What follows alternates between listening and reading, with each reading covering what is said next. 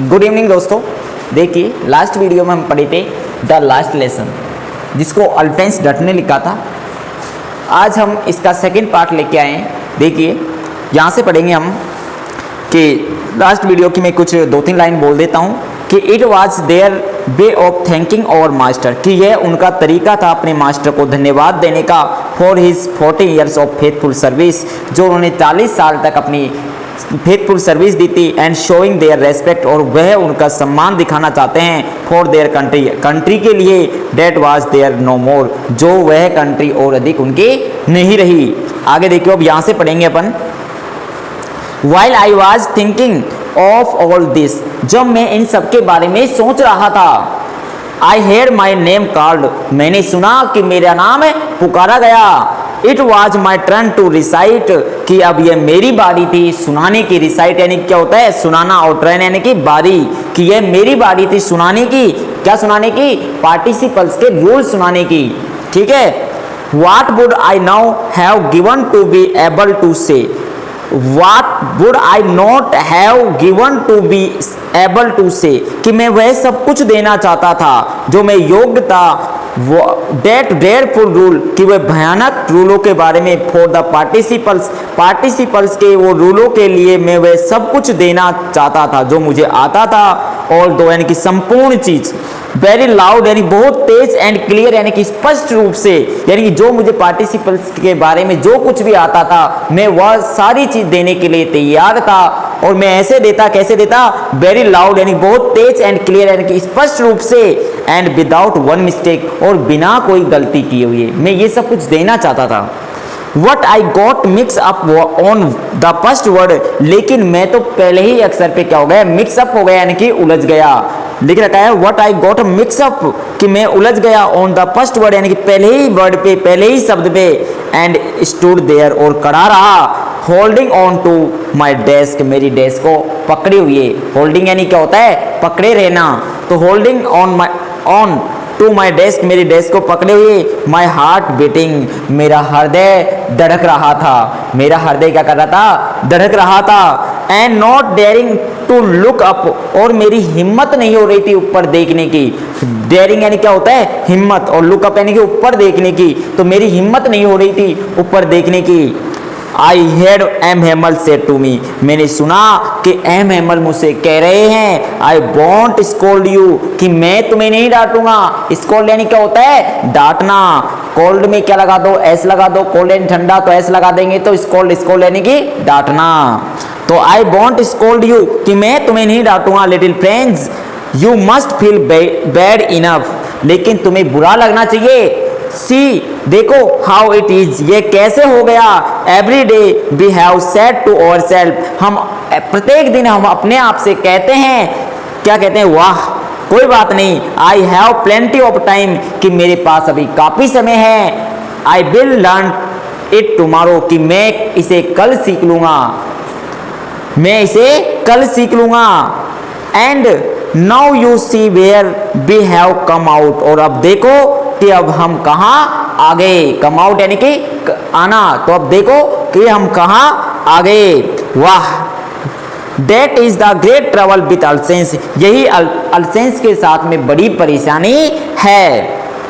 She puts off learning till tomorrow, कि वह टाल देते हैं किस पे? कल पर। कि she puts off, कि वह बंद हो जाती है। अब क्या हो गई? बंद हो गई। सी यानी कि अल्सेंस में अब हमारी लैंग्वेज क्या हो गई? बंद हो गई। लर्निंग टिल टुमारो, कल तक के लिए। अब हम कभी नहीं सीख पाएंगे इस चीज को, अब ये बंद हो गई। Now those follows out there, कि वो लोग, फॉलोज यानी कि व्यक्ति, फॉलोज यानी कि व्यक्ति, कि नाउ दोज फॉलोज, कि वो व्यक्ति, आउट देयर वो आएंगे, विल हैव टू राइट, अपने अधिकार से, और टू यू से टू यू, और आपसे कहेंगे, कि जो बाहर से हमारे जर्मनी से जो लोग आएंगे वो आपसे क्या करेंगे? अधिकार से, राइट यानी कि अधिकार से आपसे कहेंगे, हाउ इज इट, कि ये कैसे। You pretend to be Frenchman, कि आप क्या कर रहे हैं? प्रेटेंड कर रहे हैं। प्रेटेंड यानी कि दिखावा करना, नाटक करना। तो यू प्रेटेंडेड, कि आप दिखा रहे हैं टू फ्रेंचमैन होने का, कि हम कैसे माने कि आप फ्रेंचमैन हैं। No and yet you can write neither speak nor write your own language, ना तो आप अपनी लैंग्वेज को बोल सकते हो और ना ही लिख सकते हो।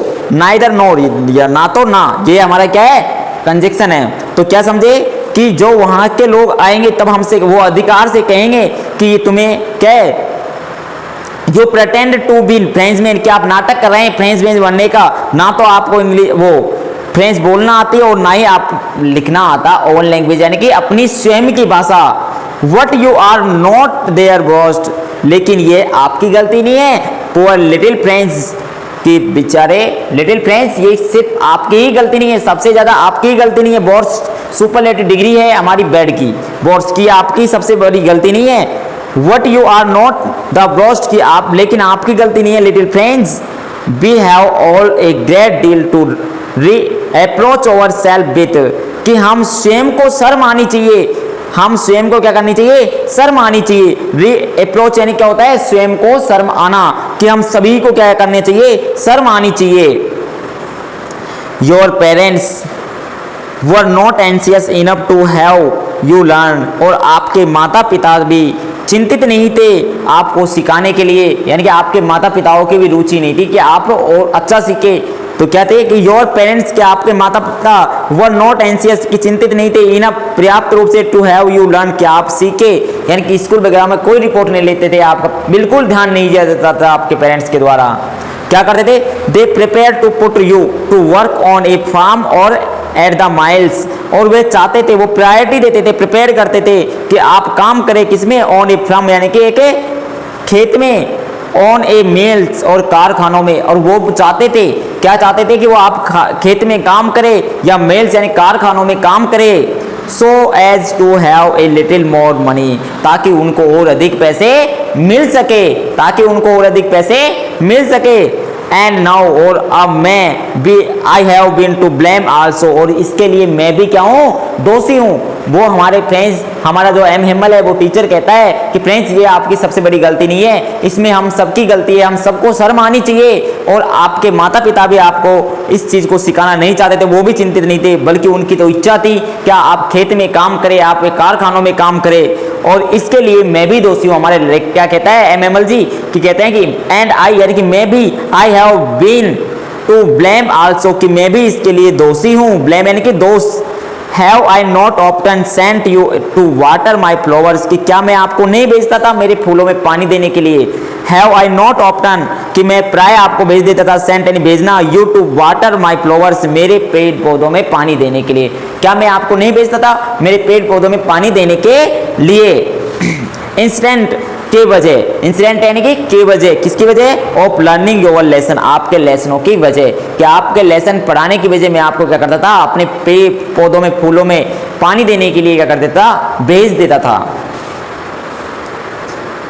आपके लेसनों की वजह। एंड और when I wanted to go fishing, और जब मैं फिशिंग करने यानी कि जब मछली पकड़ने जाता था, did I not just give U A holiday, तो क्या मैं तुम्हें छुट्टी नहीं देता था। जब मेरा मन फिशिंग करने का था तो क्या मैं तुम्हें हॉलीडे यानी कि छुट्टी नहीं देता था। देन तब from one things to another, और तब एक चीज से दूसरी ओर, M Hamel want on to talk of the French language, और एम हेमल जाते हैं फ्रेंच लैंग्वेज के बारे में बातें करते हैं। Saying that it was so most beautiful, वह कहते हैं कि जो हमारी फ्रेंच लैंग्वेज है वो बहुत सुंदर है।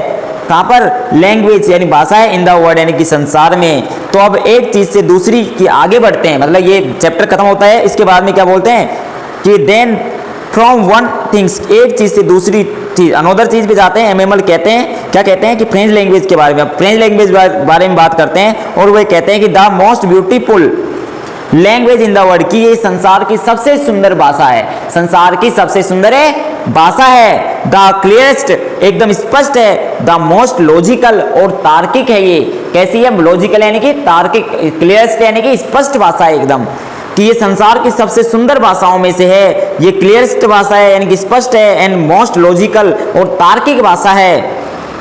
That we must guard to among us, हमें इसकी हमारे बीच में रक्षा करनी चाहिए। गार्ड यानी क्या होता है, रक्षा करना।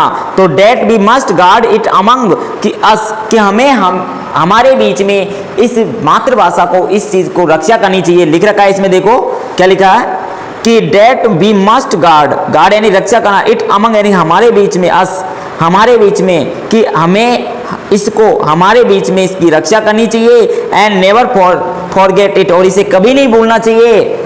Because when I people are the enslave, क्योंकि जब लोग इंस्लेव हो जाते हैं, जब लोग क्या हो जाते हैं, इंस्लेव यानी कि गुलाम, जब लोग गुलाम हो जाते हैं, एज लॉन्ग एज लंबे समय के लिए, they hold fast to their language, तो उनको अपनी भाषा की पकड़ होनी चाहिए। इट इज कि ये ऐसी चीज है, they if they had the key to the their prison, की एक ऐसी चीज है, यदि हमारे को हमारी भाषा की पकड़ है तो ये एक ऐसी चीज है कि ये की है यानी कि चाबी है, टू और प्रिजन यानी कि हमारी कैद की, जब हम कैद हो जाते हैं तो ये क्या है, इस प्रकार की है कि जिस प्रकार से कैद की चाबी होती है वैसे ही ये भी हमारी भाषा भी। चीज को समझ गए होंगे। आगे देखिए, then he open a grammar, और तब उसने ग्रामर की बुक खोली, and read us our lesson, और हमें हमारा पाठ है पढ़ाया। अब क्या किया, ग्रामर की बारी आ गई, वो अब ग्रामर की बारी आ गई, तब उसने ग्रामर खोली और ग्रामर को पढ़ना स्टार्ट किया और हमारा क्या किया, लेसन को पढ़ाया। इसमें लिख रखा है देन ही ओपन, और तब खोला एक ग्रामर, ग्रामर को, एंड रीड अस, और हमें पढ़ाया ओवर लेसन है कि हमारा पाठ। I was amazed to see how will I understood it, और मैं बहुत अमेज्ड था, चकित था। अमेज्ड यानी क्या होता है, चकित। आई वॉज अमेज्ड कि मैं बहुत चकित था, टू सी ये देखकर कि हाउ वेल कि कितने अच्छे से, अंडरस्टूड इट कि ये सब कुछ मुझे कितने अच्छे से समझ में आ रहा है। हमारे फ्रेंड्स को जो भी एमएमएल पढ़ा रहा है वो बहुत अच्छे से समझ में आ रहा है, तो इस चीज को देखकर वो क्या है, बहुत अमेज्ड है, आश्चर्यचकित है। ऑल ही सैड सिम्ड कि उसको सब कुछ प्रतीत हो रहा है, लग रहा है, सो इजी बहुत आसान, सो इजी बहुत ही आसान, कि एमएमएल को ये देखकर आश्चर्यचकित हो रहा है कि उसको जो टीचर पढ़ा रहे हैं वो बहुत आसान लग रहा है, आसान से भी आसान लग रहा है, सो इजी। आई थिंक मैंने सोचा, टू मैंने सोचा भी, that I had never in listen to carefully कि मैंने कभी इतनी केयरफुली सावधानी से नहीं सुना, कि उसने सोचा कि मैंने भी कभी इतनी सावधानी से नहीं सुना। लिसन यानी सुनना, नेवर यानी कभी नहीं, केयरफुल यानी सावधानी से, धैर्य से। And that he had never explained everything with so much patience, और हमारे जो टीचर ने भी इतने धैर्य के साथ से कभी भी इसकी इतनी अच्छे से व्याख्या नहीं की। तो हमारे लेखक को, जो हमारे अध्यापक है जो पढ़ा रहे हैं, वो सब कुछ क्या है समझ में आ रही है, बहुत ईजी आ रहा है, तो ऐसा लग रहा है कि बहुत आसानी से उसके फीड हो रहा है दिमाग में डाटा। तो देखो पेशेंस यानी धैर्य, तो समझ गए यहां तक कि it seemed almost as if poor man wanted to give us all he know before going away, और ऐसा लग रहा है, इट सीम्ड ऐसा प्रतीत हो रहा है, इफ द पुअर मैन की एम हेमल, पुअर मैन यानी कि M Hamel wanted to give us देना चाहता है हमें, ऑल ही नाउ वह सब कुछ, बिफोर गोइंग जाने से पहले, यानी कि ऐसा लग रहा है जैसे कि एम हेमल को जो कुछ भी आता है वो जाने से पहले हमें सब कुछ बताकर जाना चाहता है, यानी कि सब कुछ देना चाहता है हमें। And to put it all into our heads at one stroke, और ऐसा करना चाहता है, एंड पुट इट यानी कि सबको भरना चाहता है, ऑल ओवर हेड्स यानी कि हमारे मस्तिष्क में, हेड्स में, एट वन स्टॉक यानी एक ही बार में, एक ही, ऐसा लग रहा है कि वो एम एमएल जो हमारे टीचर है जो हमें सब कुछ देना चाहता है एक ही बार में, वन स्टॉक में देना चाहता है, हमारे हेड्स में भरना चाहता है। आफ्टर द ग्रामर, ग्रामर के बाद में, आफ्टर द ग्रामर, ग्रामर के बाद में we had a lesson in writing, तो हमारी लेसन राइटिंग की बारी आई। किसकी बारी आई? ग्रामर के बाद में। आफ्टर द ग्रामर, ग्रामर के बाद में we had a lesson in writing, तो राइटिंग की बारी आई। दैट डे, उस दिन M Hamel had new copies over for us, कि उस दिन एम हेमल हमारे लिए नई कॉपी लाए थे। उस दिन क्या है? एम हेमल लिख रखा है, देखो दैट डे यानी कि उस दिन M Hamel had new copies for us, कि एम हेमल हमारे लिए नई कॉपी लाए थे।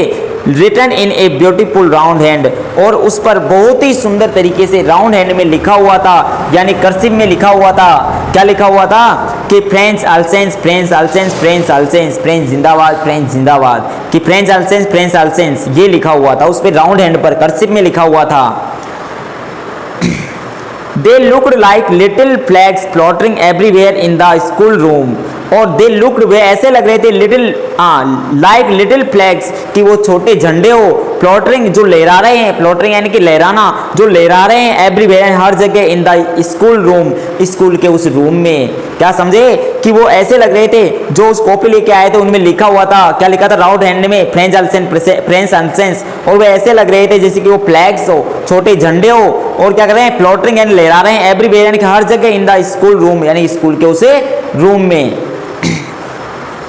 हंग from the rod at the top over desk, और उसे लटका दिया, यानी कि लटकाना, फ्रॉम द रोड एक रोड से, एट द टॉप यानी कि ऊंचाई पर, ओवर डेस्क यानी कि हमारी डेस्क की ऊंचाई पर, यानी कि हमारे डेस्क के ऊपर लगा दिया उसको एक रोड से। You ought to have seen, आप देख सकते हैं, how everywhere one set to work, हर एक इंसान अपने काम में लगा हुआ था, और वहां पर जितने भी लोग थे वो अपना अपना काम कर रहे थे। And know quite it was, और वहां पर सब कुछ एकदम शांत था, सब कुछ कैसा था, एकदम शांत। The only sound was the scratching of the pens over the paper, और वहां पर केवल एक साउंड सुनाई दे रही थी, वो स्क्रैचिंग की थी, जो स्क्रैचिंग की ऑफ द पेन्स, जो हमारे पेन ओवर द पेपर, जो हमारी कॉपी के ऊपर जो पेन चलाए जा रहे थे, स्क्रैचिंग कर रहे थे, उसे केवल वही साउंड सुनाई दे रही थी, और सब कुछ शांत था। समझ गए, इतनी ज्यादा शांति थी वहां पर, आप कल्पना कर सकते हो, सिर्फ पेन, जो हमारी कॉपी पर जो पेन चलाया जा रहा था, स्केचिंग किया जा रहा था, सिर्फ उसकी आवाज आ रही थी। समझो, कल्पना करो कि आप कितनी शांति थी वहां पर क्लास में। नेक्स्ट देखो, once some beetles flew in, एक बार तो क्या है, कुछ बैटल्स यानी कि इंसेंट यानी कि भोरे, बैटल्स यानी भोरे, एक बार, सम वंस यानी कि एक बार, बैटल्स यानी भोरे, फ्यू इन उड़कर हमारे क्लासरूम के अंदर आ गए। एक बार तो क्या हुआ, कुछ भोरे, सम बैटल्स या बैटल यानी इंसेंट का नाम बैटल यानी भोरे बोल सकते हैं, तो वंस सम बैटल्स यानी कुछ भोरे, फ्यू इन के उड़कर हमारे क्लासरूम के अंदर आ गए।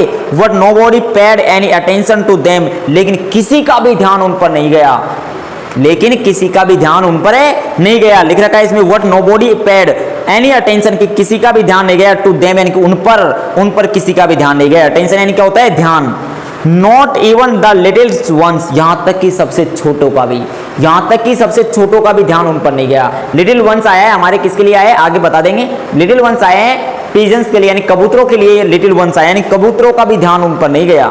देखो, who work right on the tracing their fish hooks, वे भी अपना काम कर रहे थे, किसे, फिश हुक्स यानी कि अपने पंजों से, यानी कि वो भी क्या कर रहे थे, वहां पर बैठे हुए थे, तो पंजों से ऐसा लग रहा था कि वे भी अपना काम कर रहे हैं। क्या कर रहे हैं, ट्रेसिंग कर रहे हैं, अब ट्रेसिंग कर रहे हैं। As if that was friends, किसमें, फ्रेंड्स में, जैसे कि वो भी फ्रेंड्स में क्या कर रहे हैं, ट्रेसिंग कर रहे हैं, यानी कि कुछ लिख रहे हैं। कबूतर भी क्या कर रहे हैं, कुछ लिख रहे हैं। ऐसा लग रहा है कि कबूतर भी कुछ लिख रहे हैं।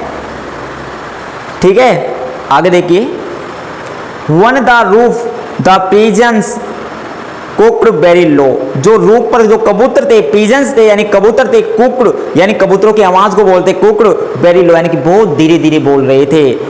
एंड आई थॉट, और मैंने सोचा, टू माई सेल्फ, मैंने स्वयं ने सोचा, will they make them sing in German, क्या उनको भी गाना जर्मन में सिखाएंगे क्या।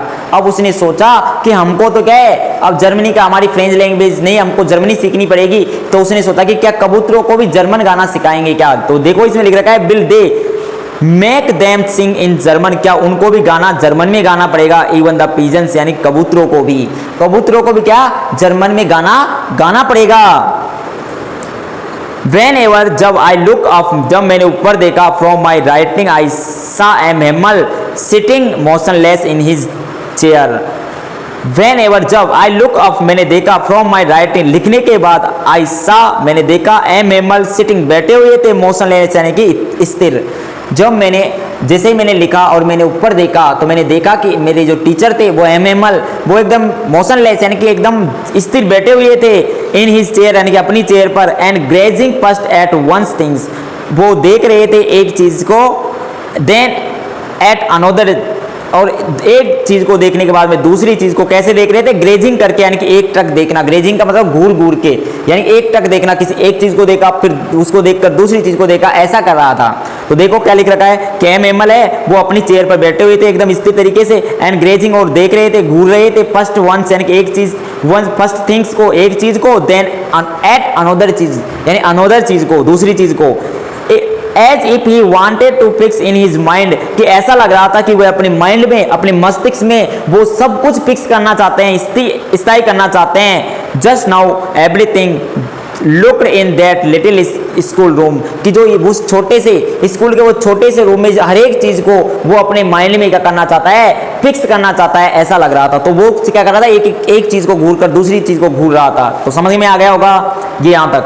नेक्स्ट देखो, फैंसी, कल्पना कीजिए, फैंसी यानी कि कल्पना कीजिए, फॉर 40 ईयर्स कि 40 साल तक ही हैड बीन देयर, कि वह वहीं रहे, इन द सेम प्लेस यानी कि उसी जगह पर। कल्पना करो कि वह 40 साल तक सिर्फ वह सेम जगह पर ही रहे, सेम प्लेस यानी सेम जगह पर।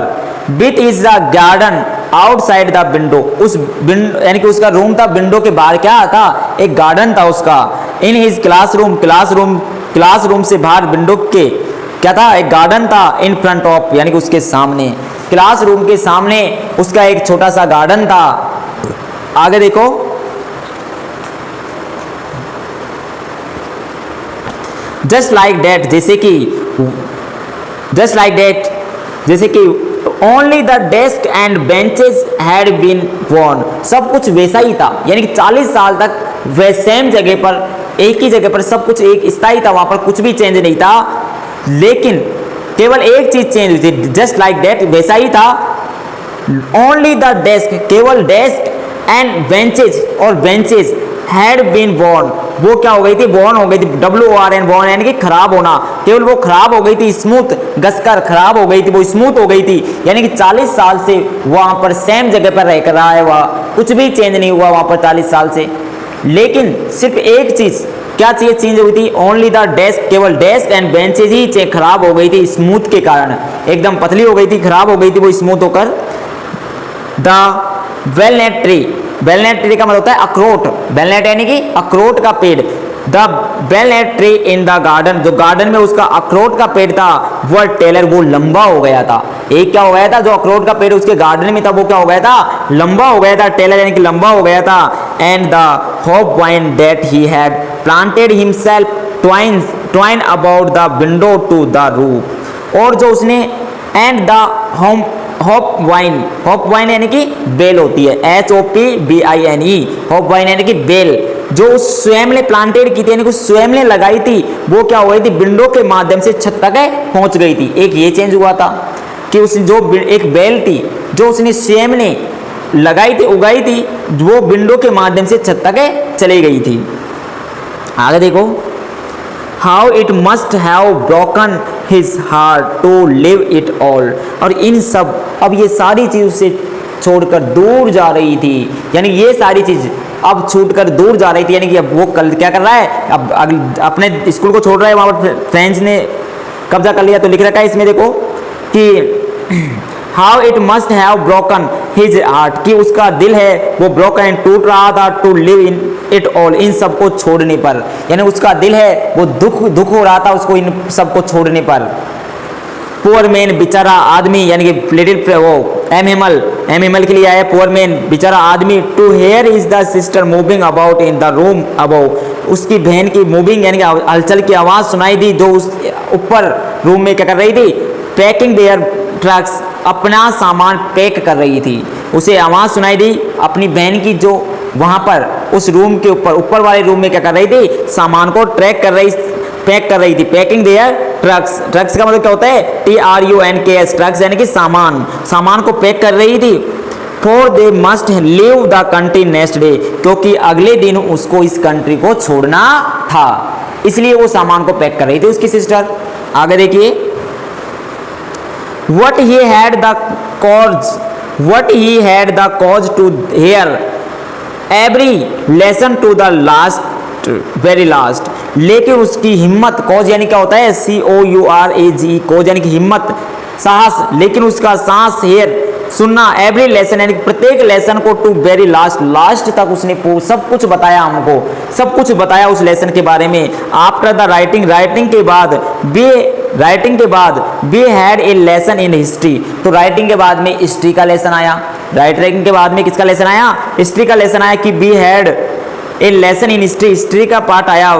And then he the babies chanted there बा बे बी बू बे, तो क्या आया उसके बाद में? वहां जो बच्चे थे देन ही बेबीज यानी कि बच्चे चैंटेड यानी कि दोहराना, चैंटेड यानी क्या होता है? दोहराना, CHANTED, चैंटेड यानी दोहराना, वो दोहरा रहे थे। क्या दोहरा रहे थे? बा बे बी बू बू, ये चीज दोहरा रहे थे। ये क्या है? उनकी लैंग्वेज के कुछ वर्ड हैं, लेटर्स हैं ये।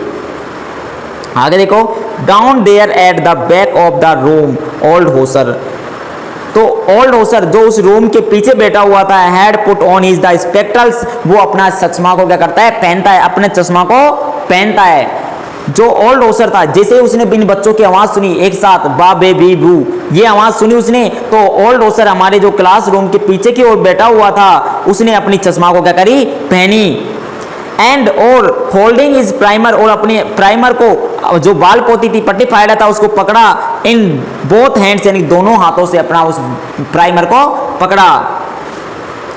स्प्लेड द लेटर्स, और वो भी क्या करने लगे? दोहराने लग गए। स्प्लेड का मतलब भी क्या होता है? दोहराना, SPEEDD यानी स्प्लेड यानी दोहराना।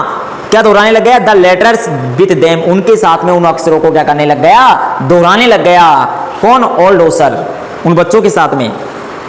यू कुड सी, आप देख सकते हो, डेट ही, उसको, टू वाज क्राइंग, कि वह कितना रो रहा है यानी कितना दुखी हो रहा है। कितना क्राइंग यानी दुखी होना, तो वह कितना दुखी था। हिज वॉइस ट्रेम्बल्ड, उसकी आवाज थी, वो क्या कर रही थी? ट्रेम्बल्ड यानी कि कांपना, TREMBLED, ट्रेम्बल्ड का मतलब क्या होता है? कांपना। तो उसकी आवाज है वो कांप रही थी, विथ इमोशन यानी भावनाओं के साथ में, यानी कि वो क्या कर रहा था? रो रहा था। उसकी आवाज है वो एकदम कांप रही थी, किसके साथ में? भावनाओं के साथ में, यानी कि उनका जो रिलेशन था, जो किसी चीज हमको छोड़ के जाती तो हमें कितना दुख होता है, ये आप अच्छे से फील कर सकते हो। तो ये चीज क्या है? वो उसकी भावना, इमोशंस थे, वो बाहर आ रहे थे दुखी के, तो उसी की आवाज क्या कर रही थी? कांप रहा था, यानी उसकी आवाज कांप रही थी। आगे देखो, and it was so funny, और ये कितना फनी था, कितना मजाकिया था, टू हेयर, सुनना, हिम यानी उसको, that we all wanted to laugh and cry, और वह रोना भी चाहता था और हंसना भी चाहता था, यानी कि वो उसमें रोना भी आ रहा था और हंसना भी आ रहा था, दोनों ही हो रहा था काम। Oh how way I remember it, और कितनी अच्छी तरीके से मुझे यह याद है, कि मुझे कितनी अच्छी तरीके से ये याद है, दैट लास्ट लेसन, वह आखिरी पार्ट। उसने कहा कि मुझे अच्छी तरीके से यह आखिरी पार्ट क्या है? याद है। हमारे लेखक ने कहा, आगे देखिए, all at once the church clock struck 12, जैसे ही चर्च में क्लॉक यानी चर्च का जो घंटी होती है वो क्या है? जैसे 12 बजे तो वो क्लॉक यानी कि बजने लग गई, तो at all at once the church clock, जो चर्च की क्लॉक थी, स्ट्रक 12, 12 बजते ही बजी। देन ही एंगल्स, 3 बार बजना इसका मतलब होता है ना, एंगल्स यानी कि 3 बार बजना। एट द सेम मोमेंट, उसी समय, at the trumpets of the Prussians returning from drill, तो उसी समय, एट द सेम मोमेंट यानी उसी पल, उसी समय, द ट्रम्पेट्स की, एक ट्रम्पेट्स का मतलब होता है वाद्य यंत्र, किसी भी बजाने का यंत्र, यानी भोपू, जैसे कि वो तुरई जिसको बोलते हैं तुरई, TRUMPETS, ट्रम्पेट्स यानी कि तुरई, कि वो तुरई बजी ऑफ द पर्सियन के जो सोल्जर्स क्या कर रहे थे वहां पर? रिटर्निंग फ्रॉम डील्स, अपने ड्रिल से क्या कर रहे थे? लौटने का वक्त था। तो जैसे ही 12 बजे चर्च की घंटी बजी, तो उसी टाइम क्या हुआ? उनका जो तुरई थी वो भी बजी, और वो क्या संकेत कर रही थी? वो कर रही थी उनको, जो पर्सियन के सोल्जर्स थे, वो ड्रिल से यानी कि अभ्यास से वापस लौटने का समय था वो। साउंडेड अंडर ओवर विंडोज, और ये सुनी उन्होंने अपनी विंडो के नीचे से आवाज। ये आवाज कहां से सुनी? अपनी विंडो से के नीचे से आवाज सुनी। एमएमएल स्टूड अप, एमएमएल खड़ा हुआ, वेरी पेल, बहुत पीला सा पड़ा हुआ था, पेल यानी कि दुखी, पेल यानी कि दुखी, उसका चेहरा एकदम पीला पड़ रहा था। पेल, तो पीला पड़ने का मतलब होता है दुखी होना, तो वेरी पेल यानी बहुत दुखी थे। इन हिज चेयर, अपनी चेयर से उठे। आई नेवर सा, और मैंने कभी नहीं देखा, लुक लुक सो टेल, इतना टेल, यानी कि टेल का मतलब यहाँ पर क्या है, कॉन्फिडेंस है, आत्मविश्वास है, यानी कॉन्फिडेंस है। तो मैंने उसे कभी नहीं देखा इतना कॉन्फिडेंस है। कैसे, आगे देखो, माई फ्रेंड्स, मेरे दोस्तों, सैड ही, उसने कहा, MML ने कहा। जैसे ही वो क्या हुआ, एकदम दुखी, पहले पड़े अपनी चेयर से उठे, तो क्या बोला उसने कि माई फ्रेंड्स, मेरे दोस्तों, ही सैड, उसने कहा, आई बट समथिंग चॉक्ड हिम, सिर्फ वो बोला मैं, लेकिन वो क्या हो गया, समथिंग चॉक्ड, यानी कि उसका एकदम गला रुक गया, अवरुद्ध हो गया, आगे नहीं बोल सका। ठीक है, him, he could not go on, और वह आगे नहीं बोल सका। सिर्फ वो उसको दुखी के कारण, इतना दुखी हो रही थी, उसने सिर्फ इतना बोला, ही सेड, उसने कहा, माय फ्रेंड्स, मेरे दोस्तों, I but something choked him, और वो चौक हो गया, रुक गया।